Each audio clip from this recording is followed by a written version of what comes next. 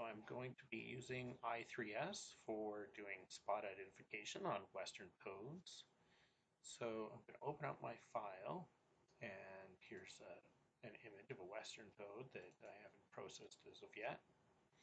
So I have to key in landmarks, and so for the landmarks what I use is the right hand side, so we got the right arm, and I follow the lip line down, and so where I find that the lip line ends is where I mark my right gape, and then on the left side I do a similar landmark, and I do the rear vent as my third landmark. Now I'm going to trace out where I do my annotation area, and I essentially follow along the edge of the body through the neckline, across the shoulder, down to the folded elbow, around the belly. As you can see, I made an error there, so I can just right click on it and come back.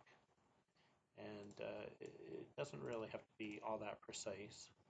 We come across the wet patch area, and then along the curvature of the edge of the body until we get to the end here of the shoulder, and that's my defined area. Now I'm going to select the foreground, zoom in, and you start identifying foreground colors. So I'm just clicking around, sampling. As you can see, there's some little brown orange spots that I also want to be identified as the foreground. And you get these red spots sometimes on the belly as well. So I click in those, and we just get a couple nice bright white spots.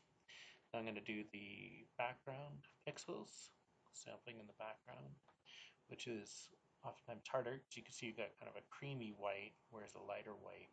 So you got to get into this creamy white or creamy dark gray areas in order for the software to be able to identify that as being part of the background. And I find oftentimes you have to click more, I wasn't sure if I was quite on there, more in the background color area in order for it to annotate the pattern. So there is really, I can't remember if it's 15 sample spots that are minimum. Maybe it's less than that, but I usually just comprehensively, it only takes a few minutes here just to keep sampling around, and until I feel that I have captured a good representation of my Western toad's belly, and I then hit my separate foreground and background. We zoom out, and as you can see, we've captured the pattern fairly well. Over in this area, it doesn't look so great though. We can adjust our transparency to see how we have done. And so if I'm not happy or satisfied with that, I can zoom in here and reselect some of the foreground areas. And we can reapply the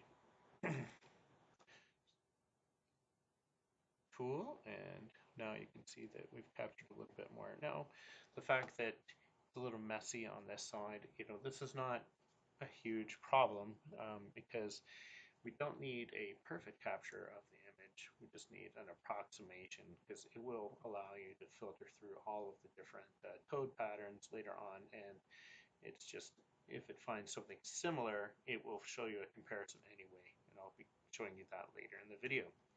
So now I've captured that individual, and now I'm going to add it to the database. So we simply go insert into the database. So you'll also notice sometimes, the toads themselves are twisted or turned slightly, and you might be thinking, well, you're not going to get the exact pattern, but really, as you'll see later in the video, that's not all that important.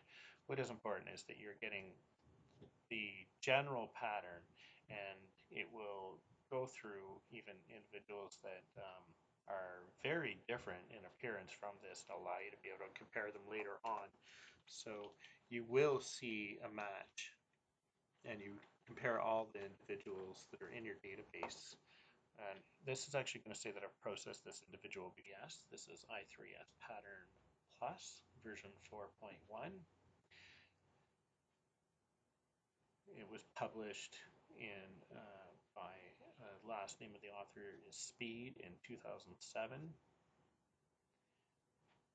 And as you can see, this is the part that takes time. So it's already saying an individual. We want to replace that individual, and so that is done.